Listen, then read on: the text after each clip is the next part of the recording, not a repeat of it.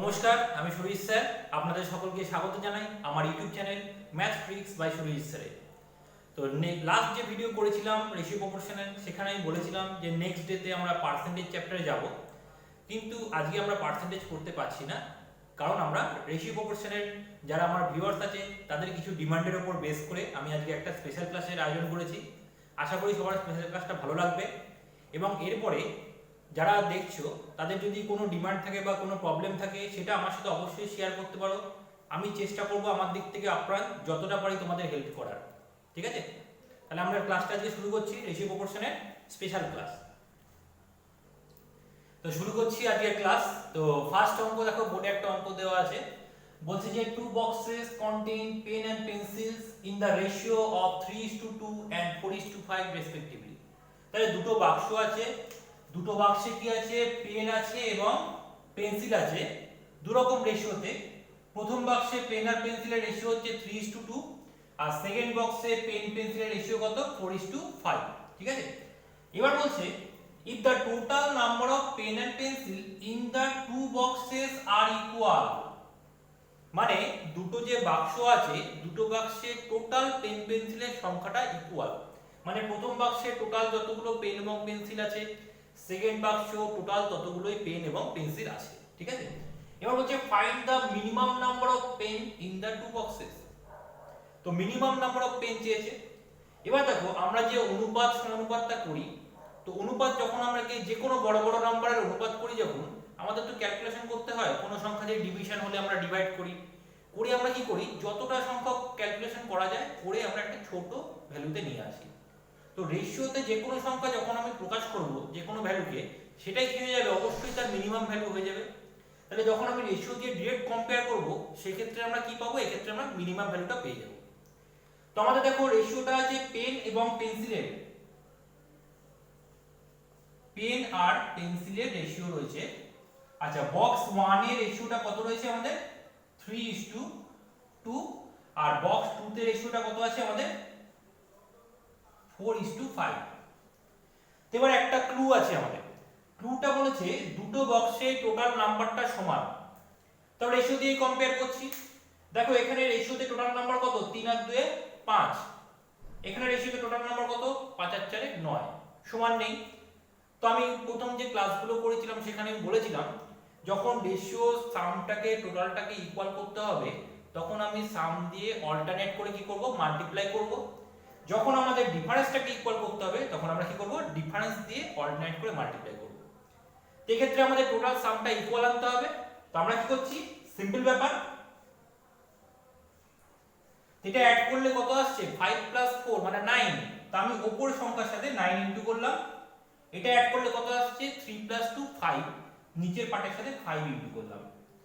তো এবার ইন্ডিভিজুয়াল 9 দিয়ে গুণ করছি, 3 9 27, 9 গুণ 2 18। যদিও এটার প্রয়োজন নেই, কারণ আমাদের অ্যানসার চেয়েছে টোটাল পেন কত আছে মিনিমাম, পেন্সিলের পার্টটা আমাদের না করলেও হবে এখানে। ঠিক আছে, জাস্ট বোঝানোর জন্য করে দিচ্ছি। আচ্ছা, 5 দিয়ে গুণ করলে কত, 5 4 20, 5 5 25। তাহলে মিনিমাম দেখো এখানে টোটাল যোগ করলে দেখো কত হচ্ছে, টোটাল যোগ করলে দেখো 45 আসছে। এই দেখো 3 আর 2 5, 5 9 45। এখানে টোটাল দেখো 5 আর 4 9, 5 9 45, মানে টোটাল নাম্বারটা কিন্তু ইকুয়াল হয়ে গেছে।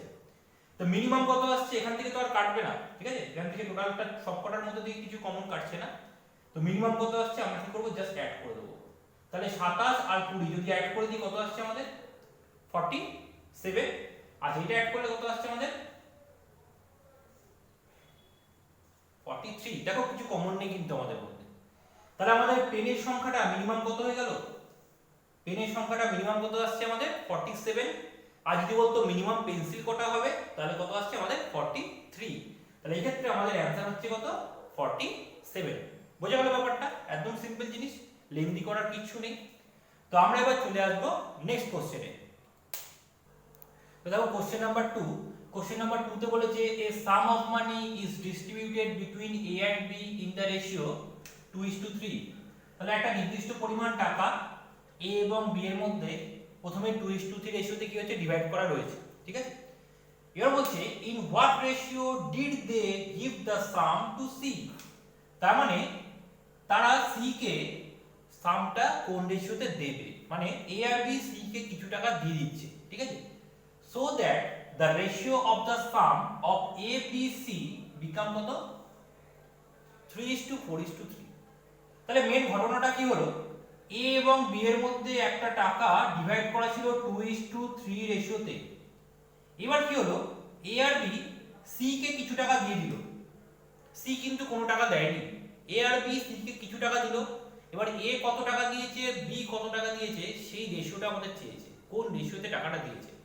এবং দেওয়ার পরে তিনজনের রেশিও কত হয়ে যাচ্ছে আমাদের 3:4:3। এই হলো মেন ব্যাপার। এবার দেখো প্রথমে আমাদের এ আর বি ছিল 2:3, পরে এবিসি এসেছে 3:4:3। এখানে লজিকটা কি আসছে আমাদের, এ আর বি এর কাছে টোটাল যা টাকা ছিল, এখন তিনজনের কাছে দেখো টোটালে তার টাকা সেই টাকাই হবে, কারণ সি কোনো এক্সট্রা টাকা এখানে নিয়ে আসেনি, যা টাকা দিয়েছে এ আর বি এর থেকে গেছে। তাহলে এই টোটাল টাকাটা, এই টোটাল টাকার পরিমাণটা কি হবে, দুটোই সমান হবে। তো আমি আগেও বলেছি, আগের অঙ্কটাতেও বলেছি, এর আগের ক্লাসেও বলেছি, রেশিও সাম যখন ইকুয়াল করতে হয় আমরা কি করব, সাম দিয়ে ইন্ডিভিজুয়ালি অল্টারনেট করে আমরা গুণ করে দেব, তাহলে সামটা আমাদের ইকুয়াল হয়ে যাবে। তো আমরা এখানে রেশিও সামটাকে ইকুয়াল করব। আচ্ছা, এই টোটাল সাম কত, 3 আর 2 5, তো এখানে 5 গুণ হবে। এই টোটাল সামটা কত, 4 3 7 আর 3 10, এখানে তাহলে 10 গুণ হবে। এবার দেখো এদের মধ্যে কমন কত আছে, 5 কমন আছে, 5 দিয়ে কেটে ছোট করে নিচ্ছি, তাহলে এখানে থাকছে 2, এখানে থাকছে 1। আচ্ছা, এবার আমি গুণ করব, তাহলে এবিসি রেশিওটা আসবে, তাহলে 2 দিয়ে গুণ করলে কত, 2 গুণ 2 4, আচ্ছা 6, এটা 1 দিয়ে গুণ হচ্ছে, তাহলে কি থাকছে, তাহলে এবার ব্যাপারটা খেয়াল করো, এটা কেন করলাম, দেখো টোটাল টাকাটা 6 আর 4 10, এখানে টোটাল টাকাটা কত, 3 4 7 3 10, টোটাল টাকাটা সমান হয়ে গেল, কারণ এদের থেকেই ডিস্ট্রিবিউটটা হয়েছে। এবার দেখো এর টাকাটা কি হয়েছে, আমাদের চেয়েছিল এ আর বি সি কে কোন রেশিওতে ডিস্ট্রিবিউট করলো, তাহলে এর টাকা দেখো কত কমে গেছে, আমাদের 1 টাকা কমে গেছে, 4 টাকা থেকে 3 টাকা হয়েছে। বি এর টাকাটা দেখো 6 টাকা থেকে 4 টাকা হয়েছে, 2 টাকা কমেছে। তার মানে এ আর বি সি কে কোন রেশিওতে দিয়েছে, এ দিয়েছে সি কে 1 টাকা আর বি দিয়েছে সি কে 2 টাকা, তাহলে 2 আর 1 এ 3 টাকা, সি পেয়েছে কত 3 টাকা, দেখো মিলে গেল পুরো। তার মানে আমাদের অ্যানসার কত, এ আর বি কোন রেশিওতে সি কে ডিস্ট্রিবিউট করলো, 1:2 রেশিওতে, ঠিক আছে, এত ইজি ব্যাপার। তো এবার আমরা চলে আসব নেক্সট কোশ্চেনে। তো আসছে আমরা কোশ্চেন নাম্বার 3। তো কোশ্চেন নাম্বার 3 তে বলছে in a type of German silver the ratio of copper zinc and nickel. আচ্ছা, জার্মান সিলভারে কি কি আছে মেটাল, কপার জিঙ্ক আর নিকেল, রেশিওটা কত 4:3:2 এই রেশিওতে রয়েছে। বলছে how many kg of zinc should be added, তাহলে আমরা অ্যাড করলাম কোনটা, জিঙ্কের পার্টটা আমরা অ্যাড করলাম, ঠিক আছে, জিঙ্কের পার্টটা অ্যাড করলাম with 54 KG of German silver, মানে আমাদের জার্মান সিলভার রয়েছে 54 কেজি, তার মধ্যে আমরা কিছুটা জিঙ্ক অ্যাড করলাম, তার মানে শুধু জিঙ্ক অ্যাড করেছি, অন্য দুটো মেটাল মানে কপার আর নিকেল কিন্তু আমরা অ্যাড করিনি, ঠিক আছে। এবার জিঙ্ক অ্যাড করার পর কি হচ্ছে, so that the ratio become 6:5:3, তাহলে রেশিওটা চেঞ্জ হয়ে গেলে কত হয়ে গেল 6:5:3, ঠিক আছে। তো আমরা মেন ব্যাপার প্রথমে রেশিও করছি কপার আর কি আছে জিঙ্ক, একটা হচ্ছে নিকেল। আচ্ছা, কপার জিঙ্ক নিকেলের রেশিও কত,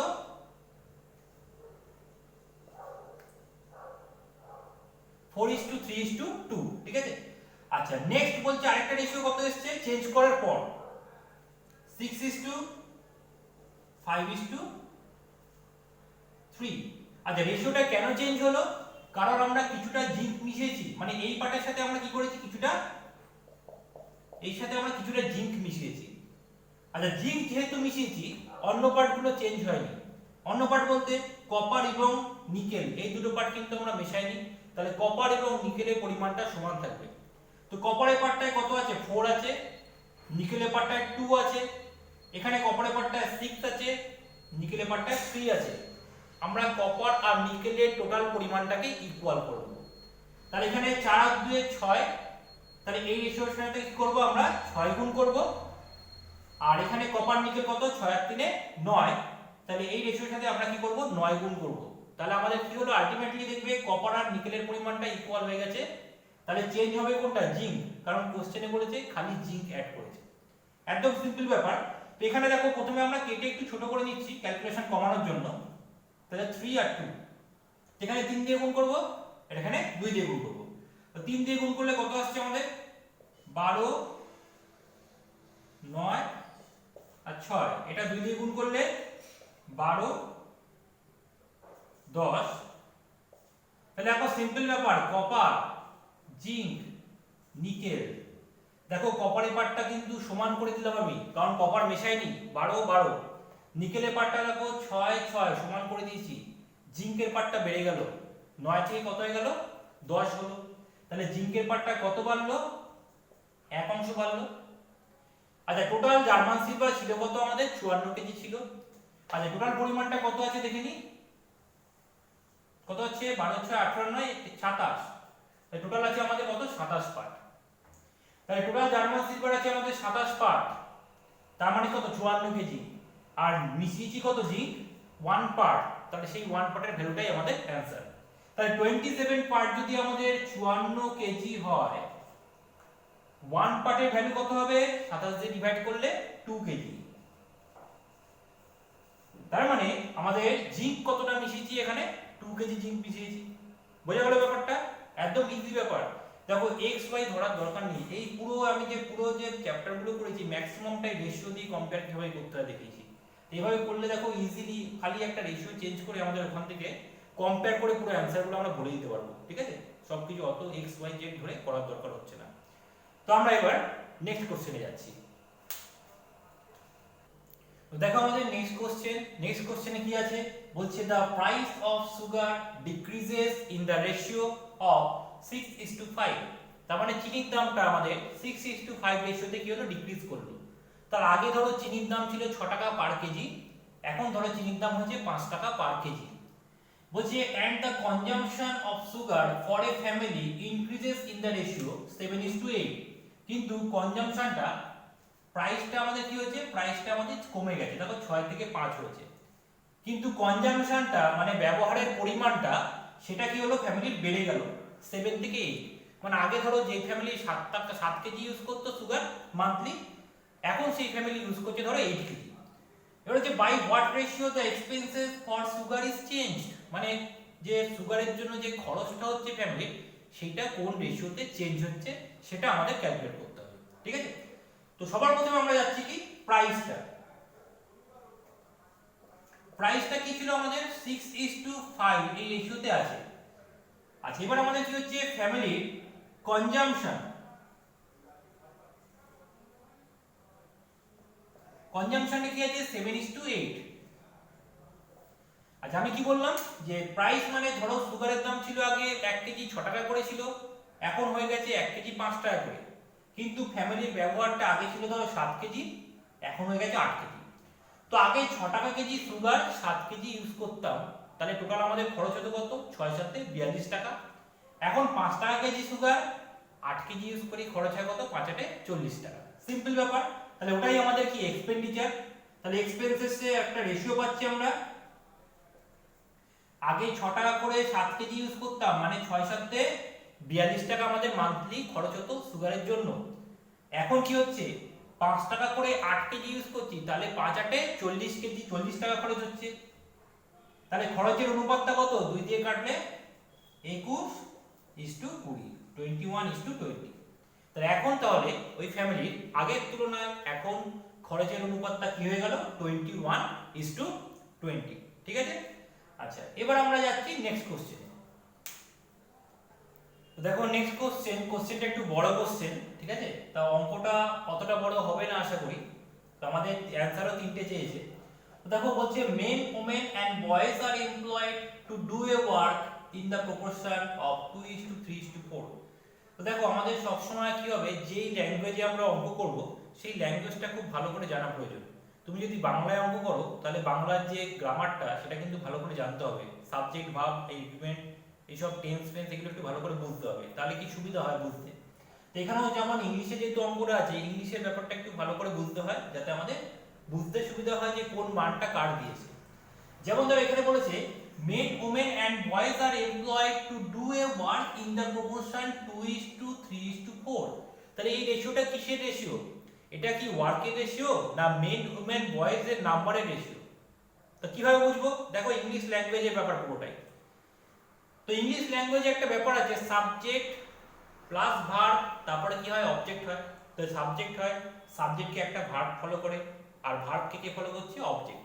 তো আমাদের এখানে সাবজেক্টটাকে মেন, ওমেন এন্ড বয়েজ, ঠিক আছে? তো সাবজেক্টটা হচ্ছে men, women and boys. Verb কি? আর এমপ্লয়েড, মানে তারা নিযুক্ত হলো। আচ্ছা, তারপরে দেখো অবজেক্ট কি আছে? তারা এমপ্লয়েড হলো, মেন, ওমেন, বয়েজ তিনজন এমপ্লয় হলো, তাহলে এটার একটা রেশিও থাকবে। তো অবজেক্ট দেখো রেশিওটা, কারণ বলছে to do a work in the proportion of. আচ্ছা, এমপ্লয় হচ্ছে কিসের জন্য? কাজ করার জন্য। ইন দা প্রপোর্শন, তাহলে এই প্রপোর্শনটা কার প্রপোর্শন? এটা একটা অবজেক্ট হয়ে গেল। এই অবজেক্টটা কাকে ফলো করছে? সাবজেক্টকে ফলো করছে। তাহলে এই প্রপোর্শনটা হচ্ছে ম্যান, ওম্যান এবং বয়েজের নাম্বারের প্রপোর্শন, মানে কজন ম্যান আছে, কজন ওম্যান আছে আর কজন বয়েজ আছে। তাহলে আমাদের কি হচ্ছে? একটা রেশিও পেলাম। কিসের ratio? Men, woman and boys. কিসের রেশিও? নাম্বারের রেশিও। নাম্বারটা কত? 2:3:4। এটা হচ্ছে মেন, ওম্যান, বয়েজের নাম্বারের রেশিও। তাহলে ম্যান যদি দুজন থাকে, ওম্যান তিনজন থাকবে, আর বয়েজ থাকবে চারজন।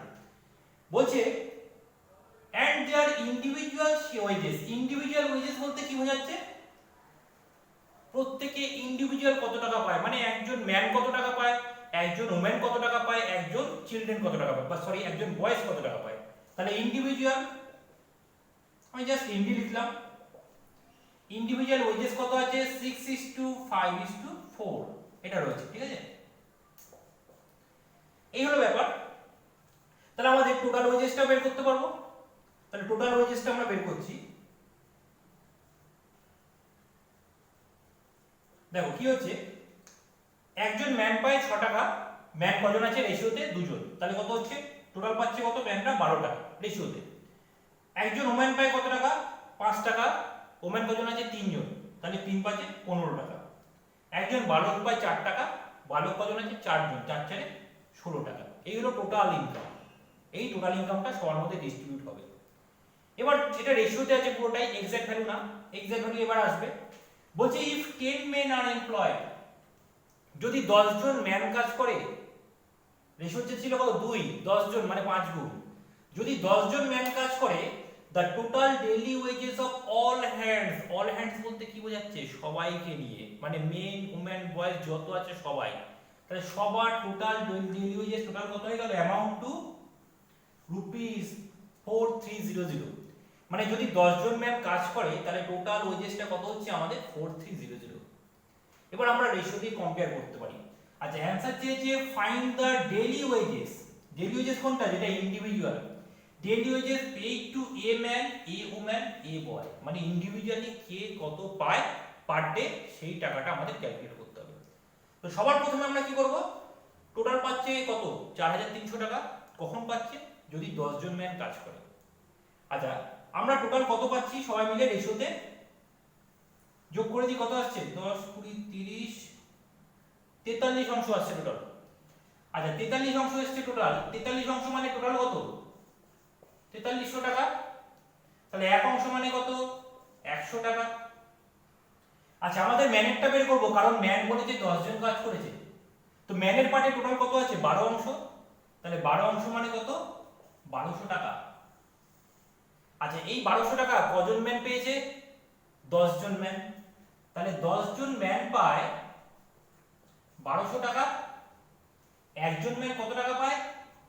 10 দিয়ে ভাগ করলে 120 টাকা। তাহলে একজন ম্যান পায় 120 টাকা। এবার আমাদের বলছে তাহলে একজন ওম্যান কত পায়, মানে একটা অ্যানসার পেয়ে গেছি। একজন ওম্যান কত পায়, একজন বালক কত পায়, আলাদা আলাদা বের করার দরকার নেই। কেন দরকার নেই? কারণ দেখো একটা রেশিও আমাদের দেওয়া ছিল অলরেডি। দেখো ইন্ডিভিজুয়াল একটা রেশিও দেওয়া ছিল না? ইন্ডিভিজুয়াল শেয়ার মানে একজন ম্যান কত পায়, একজন ওম্যান কত পায়, একজন বয়েজ কত পায়, সেই রেশিও একটা দেওয়া আছে কত? 6:5:4। এই রেশিও দিয়ে কম্পেয়ার করলে তিনটা একবারে পেয়ে যাব। একজন ম্যান কত পায় পেয়ে গেছি আমরা, কত? 20 টাকা। তাহলে 6 অংশের জায়গায় 120 কত দিয়ে গুণ হলো? 20 দিয়ে গুণ হলো। একজন ম্যান পেল 120 টাকা। তাহলে এটা যদি 20 দিয়ে গুণ হয়, রেশিওর জন্য সবকটা 20 দিয়ে গুণ হবে। তাহলে এটা 20 দিয়ে গুণ করলে কত আসছে? 100 টাকা, 5 20 100। তাহলে একজন ওম্যান পায় কত টাকা? 100 টাকা। এটা 20 দিয়ে গুণ করলে কত আসছে? 4 20 80। তাহলে একজন বয় পায় কত টাকা? 80 টাকা। তাহলে একজন ম্যান পাচ্ছে 120 টাকা, একজন ওম্যান পাচ্ছে 100 টাকা, আর একজন বয় পাচ্ছে কত? 80 টাকা। হয়ে গেল। একদম সিম্পল ব্যাপার, একটু বড় অঙ্ক, কিন্তু একটু মাথা খাটিয়ে করলে কি ইজিলি পুরোটাই রেশিও দিয়ে কম্পেয়ার করা যায়। ঠিক আছে? আচ্ছা, এবার আমরা আসছি তাহলে নেক্সট কোশ্চেন। তো নেক্সট কোশ্চেন দেখো, বলছে এ হাউন্ড পারসুয়েজ এ হেয়ার। তো হাউন্ড মানে ওই শিকারী কুকুর জাতীয় যে প্রাণীগুলো হয় তাদের হাউন্ড বলছে, গ্রে হাউন্ড বলে। তো হাউন্ড পারসুয়েজ এ হেয়ার মানে একটা হাউন্ড একটা খরগোশকে তাড়া করছে, হেয়ারকে তাড়া করছে। বলছে and takes 5 leaps for every 6 leaps of the hair। আচ্ছা, 5 leaps কত লিপ দিচ্ছে? আচ্ছা, এই লিপ মানে কি? লাফানো। জাম্প মানে লাফানো, লিপ মানে লাফানো। এই লিপ মানে কি? তিরিং তিরিং করে লাফানো। মানে লাফানোর কোয়ালিটিটা কেমন হবে? খুব ফ্লেক্সিবল হবে। মানে সাধারণত প্রাণীরা যেটা লাফায় দেখবে একবার পড়ছে নিচে, তারপরে আবার সঙ্গে সঙ্গে লাফ দিয়ে চলে যাচ্ছে, এটাকে বলছে লিপ। তাহলে বলছে take 5 leap for every 6 leap of the hare. তার মানে একটা হাউন্ড হেয়ারকে তাড়া করছে, সে কটা লাফ দিচ্ছে? 5টা লাফ দিচ্ছে, যতক্ষণে হেয়ার 6টা লাফ দিচ্ছে। মানে হেয়ার যতক্ষণে 6টা লাফ দেয়, হাউন্ড ততক্ষণে 5টা লাফ দেয়। আচ্ছা, এবার বলছে but 4 leaps of the hound is equal to 5 leaps of the hair.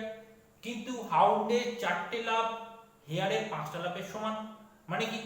হাউন্ডের 4টে লাফ দিয়ে যতটা দূরত্ব যাচ্ছে, হেয়ার 5টা লাফ দিয়ে ঠিক ততটাই দূরত্ব যাচ্ছে। নেক্সট বলছে আমাদের compare the rate of running. Rate of running মানে কি? আমাদের স্পিডটা চেয়েছে। আচ্ছা, স্পিড যখন আমরা ক্যালকুলেট করি, ইউনিটটা কার উপর বেস করে থাকে? ইউনিট যেটা, একক যেটা, সেটা কি হয়? টাইমের উপর। কারণ kilometre per hour, metre per second মানে কি? 1 সেকেন্ডে কতটা গেল, 1 ঘন্টায় কতটা গেল, মানে আমাদের পার কি থাকে? টাইমটা থাকে। তাহলে ইকুয়াল টাইমের উপর বেস করে যখনই আমরা ক্যালকুলেট করব, সেখানে কি আসবে? স্পিডের একটা রেশিও চলে আসবে। তাহলে প্রথমে বলেছে দেখো ইকুয়াল টাইমের রেসপেক্ট একটা পার্ট দিয়েছে। তো আমাদের একটা রয়েছে হাউন্ড, একটা রয়েছে হেয়ার। তো আমরা ইকুয়াল টাইম যেটা দিয়ে স্পিড কম্পেয়ার করতে হয় মেইনলি, সেই পার্টটাকে আগে উপরে লিখব। তাহলে বলছে a hound versus a hare takes 5 leap for every 6 leap of the hare. মানে যতক্ষণে হেয়ার 6টা লাফ দেয়, ততক্ষণে হাউন্ড 5টা লাফ দেয়। ঠিক আছে? তাহলে এবার আমরা কি করব? তাহলে ইকুয়াল টাইমে যে পার্টটা বলেছে, সেই পার্টটা সব সময় আগে লিখবো। তাহলে কত আসছে? যতক্ষণে হাউন্ড 5টা লাফ দেয়, ততক্ষণে হেয়ার কটা লাফ দেয়? আমাদের 6টা লাফ দেয়, ইকুয়াল টাইম। আচ্ছা, নেক্সট বলেছে but 4 leaps of the hound equal to 5 leaps of the hare. কারণ এখানে আমাদের আসছে তাহলে কি? Equal distance.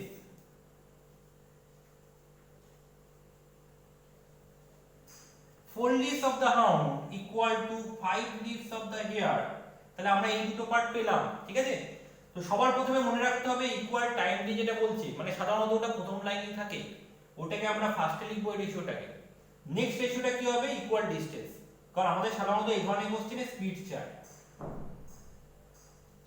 এটাকে ডাইরেক্ট ক্রস গুণ করে দেওয়া যায়, কিন্তু আমি ওভাবে বলবো না, কারণ দুটোর ক্ষেত্রে ক্রস গুণ করব, 3টে 4টে প্রাণী থাকলে কি করে ক্রস গুণ করব? তাহলে একটা প্রসেসেই করব, সবকটা অঙ্ক একই প্রসেস অ্যাপ্লাই করব।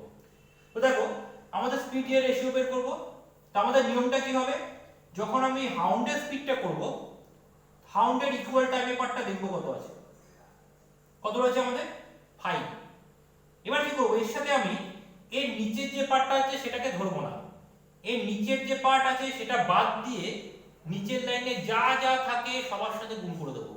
তো এখানে যদি আমি 4 কে বাদ দিয়ে দিই, কত পড়ে থাকে? 5 পড়ে থাকে। তাহলে আমাদের ক্যালকুলেশনটি কি হচ্ছে? 5 * 5 ইজ টু। এবার আসছে আমি হেয়ারের স্পিডে। হেয়ারের এই পার্টটায় কত আছে? 6। কি করলাম? এর নিচে যা আছে বাদ, তাহলে থাকবে কি? এটা বাদ দিলে 4 পড়ে থাকবে, এখানে আমরা 4 গুণ করে দেবো। এবার দেখো রেশিও করলে কত আসছে আমাদের? 25:24। তো এটা কি হলো? আমাদের স্পিডের রেশিও। বোঝা গেল ব্যাপারটা? এবার দেখো এই প্রসেসে আমরা 3টে প্রাণী 4টে প্রাণী থাকলে এই প্রসেসে করা যায়। তো আমি একটা एग्जांपल 3টে প্রাণী দিয়ে দেখিয়ে দিই। এখানে আমরা অ্যানসার পেয়ে গেছি। এখানে স্পিডের রেশিও আসছে 25:24।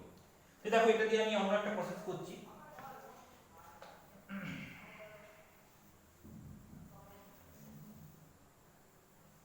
দেখো এখানে আমরা কি করব, হেয়ার ছিল, হাউন্ড ছিল, একটা ডিয়ার নিয়ে নিলাম। তো আমি ধরে নিলাম হেয়ার হাউন্ডের 6 লিফ, হেয়ারের সরি হাউন্ডের ধরো 5 লিফ ধরি, হাউন্ডের 5 লিফ, হেয়ারের 6 লিফ, ডিয়ারের 7 লিফের সমান। ঠিক আছে, তাহলে হাউন্ড যতক্ষণে 5টা লাফ দেয়, হেয়ার ততক্ষণে 6টা লাফ দেয়, ডিয়ার ততক্ষণে কি হবে 7টা লাফ দেয়। আচ্ছা এবার ধরো বলে দিল 4 leaps of the hound equal to 3 leaps of the hare and equal to 2 leaps of the deer. মানে ও 4টে লাফের দূরত্ব, এর 3টে লাফের দূরত্ব, এর 2টো লাফের দূরত্ব সমান। আমি সবকটা আলাদা আলাদা নাম্বার নিলাম যাতে ক্যালকুলেটরে বুঝতে সুবিধা হয় যে কার সাথে কোনটা মাল্টিপ্লাই হচ্ছে। এবার আমরা স্পিড কম্পেয়ার করছি। যখন আমরা হাউন্ডের স্পিডটা বের করছি, হাউন্ডের জন্য 5টা লিখলাম। আচ্ছা হাউন্ডের নিচের পার্টটা বাদ থাকছে কত, 3 আর 2, তাহলে ইনটু 3 ইনটু 2, এটা আসলে হাউন্ডের স্পিড অ্যাকর্ডিং টু রেশিও। আচ্ছা এবার যখন আমরা হেয়ারটা করছি, হেয়ারের এই 6টা লিখব, নিচের পার্টটা বাদ দিলে কি থাকছে, এখানে 4 থাকছে, এখানে 2 থাকছে, তাহলে ইনটু 4 ইনটু 2। আচ্ছা এবার আসছি ডিয়ারের পার্টে। ডিয়ারের পার্টে উপরে কত আছে 7 লিখলাম, নিচের 2টা বাদ, পড়ে থাকছে কত 4 আর 3, তাহলে ইনটু 4 ইনটু 3। এবার এটা যদি আমরা ক্যালকুলেট করি, কাটাকুটি করে যেটাই আসবে সেটা হয়ে যাবে কি আমাদের এই তিনজনের স্পিডের রেশিও। বোঝা গেল? তাহলে 3টে থাকলে আমরা এইভাবে করব। সাধারণত 3টের অঙ্ক খুব একটা আসে না, মানে মাঝে মাঝে সিজিএল মেন্সে চলে আসতে পারে। ঠিক আছে, ব্যাংক মেন্স বা সিজিএল মেন্সে এগুলো চলে আসতে পারে। তো ঠিক আছে, আমরা তাহলে এবার নেক্সট কোশ্চেনে যাচ্ছি।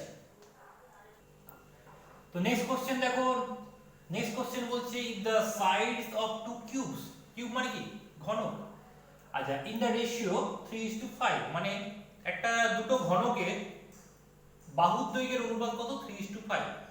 বুঝে find the ratio of there diagonals, মানে কর্ণ, সারফেস এরিয়া মানে ক্ষেত্রফল, মানে সমগ্র তলের ক্ষেত্রফল যেটাকে বলে সারফেস এরিয়া। আচ্ছা ভলিউমস, ভলিউমস মানে কি আয়তন বা ঘনফল। এবার দেখো আমরা ডাইরেক্ট রেশিও দিয়ে কম্পেয়ার করব। তো দ্য ডাইরেক্ট রেশিও দিয়ে কিউব স্কয়ার কিভাবে কম্পেয়ার করা যায়, যেই ধরনের চিত্র সিমেট্রি থাকে, সিমেট্রি বলতে যেমন দৈর্ঘ্য প্রস্থ উচ্চতা সব সমান। যেমন ধরো সার্কেল, সার্কেলের ক্ষেত্রে কি হয়, সার্কেলে তোমার দৈর্ঘ্য আর প্রস্থ সমান থাকে। তারপর ধরো স্কয়ার, স্কয়ার মানে বড় ক্ষেত্র, তার দৈর্ঘ্য প্রস্থ সমান থাকে। আচ্ছা যদি আমি 3 ডাইমেনশনে আসি, 3 ডাইমেনশন হচ্ছে স্ফিয়ার মানে গোলক, তার কি দৈর্ঘ্য প্রস্থ উচ্চতা কি হয় সমান থাকে। একইভাবে 3 ডাইমেনশনে কিউব, কিউবের দৈর্ঘ্য প্রস্থ উচ্চতা সমান। তাহলে এই ধরনের অঙ্কগুলো দিলে ডাইরেক্ট রেশিও দিয়ে কম্পেয়ার করে দেব। কিভাবে কম্পেয়ার করব, এই কম্পেয়ারটা ডিপেন্ড করছে কার উপর, আমাদের মাত্রার উপর, যেটাকে আমরা মাত্রা বা। আর এবার দেখো এখানে কি বলছে যে if the side of two cubes in the ratio কত 3:5, মানে মাত্রা বা ডাইমেনশনের উপর বেস করে এটাকে আমরা ক্যালকুলেট করব। তাহলে আমাদের বলছে সাইডের রেশিও, সাইডের রেশিও হচ্ছে 3:5। সাইড মানে কি বাহুর দৈর্ঘ্য, ধরো একটা কিউব আছে,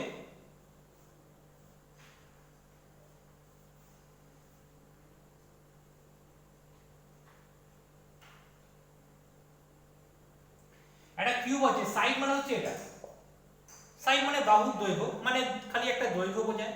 তাহলে মাত্রা কটা, একটাই মাত্রা। তাহলে যখন আমি সাইড বলি তখন কি বলি, সেন্টিমিটার, মিটার, তাই না, কিলোমিটার, এভাবে বলতে পারি। তো একটাই মাত্রা। তো আমার ডায়াগোনালের ক্ষেত্রে মাত্রা কটা,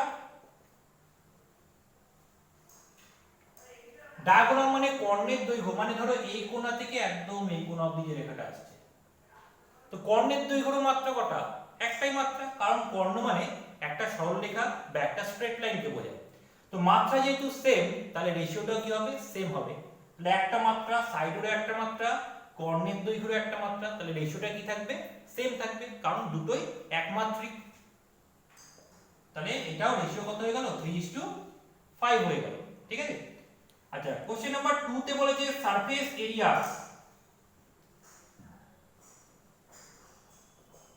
সারফেস এরিয়া মানে কি সমগ্র তলের ক্ষেত্রফল, যেটা হয় 6a², কিন্তু দরকার নেই।